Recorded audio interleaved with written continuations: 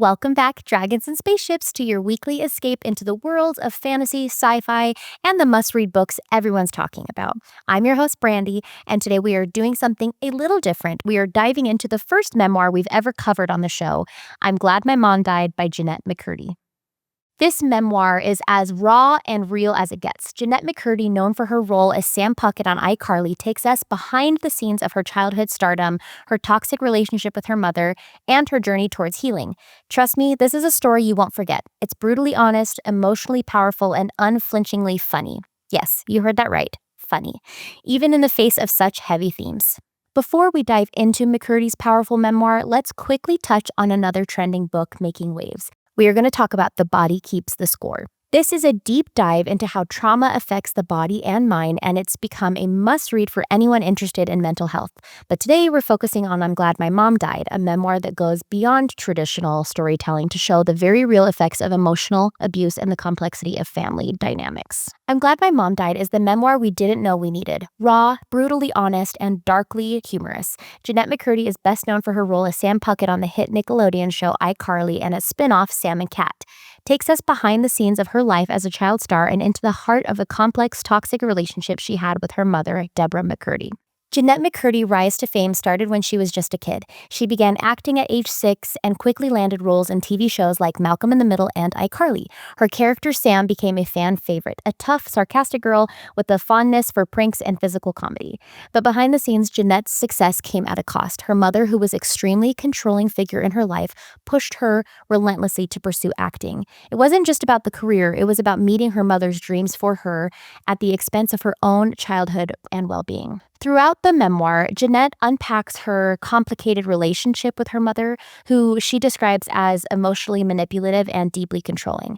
Deborah's influence on Jennette's life extended far beyond her career. She pushed her daughter to stay thin, even going as far as encouraging unhealthy eating habits, leading Jennette to develop eating disorders and a warped sense of self-worth. At the same time, her mother cultivated a relationship of dependency where Jennette felt obligated to please her in every way, including sacrificing her own happiness and mental health. What makes this memoir so compelling is Jennette's ability to reflect on the complexity of these emotions. I'm Glad My Mom Died isn't just about the hardship of being a child star. It's about reclaiming agency, breaking free from the cycle of emotional abuse, and learning to heal after years of damage. There's an understandable guilt in her title, I'm Glad My Mom Died, which she explains isn't about feeling happy about her mother's death, but rather a realization of the freedom she now has from the oppressive influence her mother had on her. It's an incredibly powerful statement on liberation, both emotional and physical. And then there's her journey with acting. Jennette's relationship with Hollywood was deeply complicated. While she was portrayed as a funny and carefree character on screen, behind the scenes, she was suffering from the pressure to constantly perform, look a certain way, and act in line with her mother's and the industry's demands. She writes about how her acting career was not really her choice, but something her mother pushed her into. Eventually, McCurdy turned away from acting, a decision that was both liberating and terrifying. Her transition into writing and directing is something she's been very vocal about, and it's clear that her passion now lies in those creative outlets rather than in front of the camera. The reception to I'm Glad My Mom Died has been nothing short of remarkable. The memoir has been wildly praised for its unflinching honesty, humor, and vulnerability. It has also been lauded for its candid exploration of the dark side of Hollywood, something that many memoirs kind of gloss over.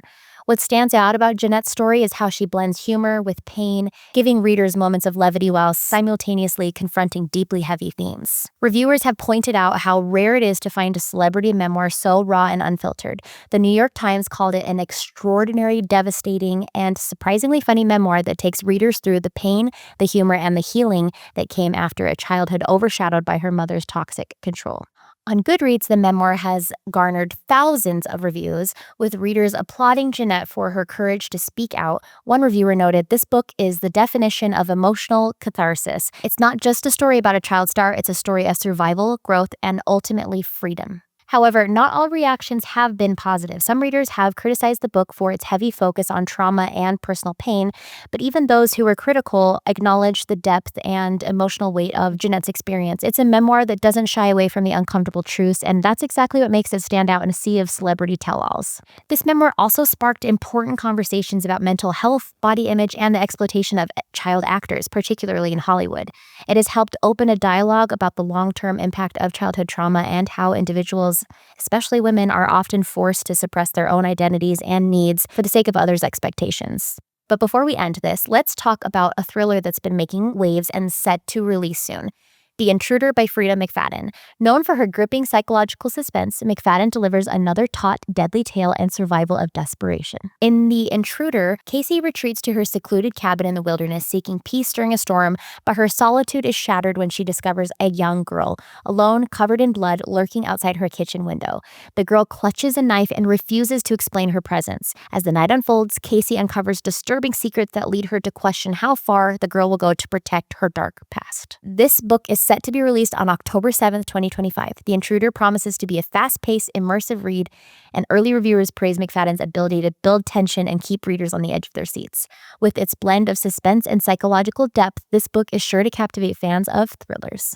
If you're looking for a new book to add to your TBR list, The Intruder is one to watch for. Stay tuned for more updates as we get closer to its release date, and maybe we'll cover it here on the podcast. All right, let's dive into one of your questions.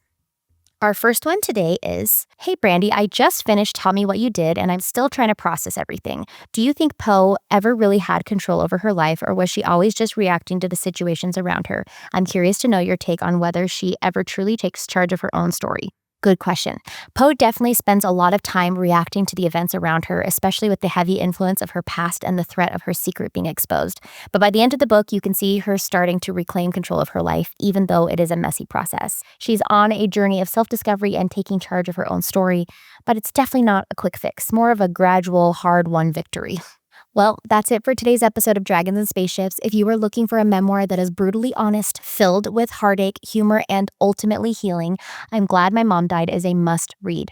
Don't forget to comment or message your questions for a chance to be featured in next week's Q&A segment. Follow the show, share it with your friends, and as always, until next time, happy reading, stay curious, and may your TBR pile never stop growing.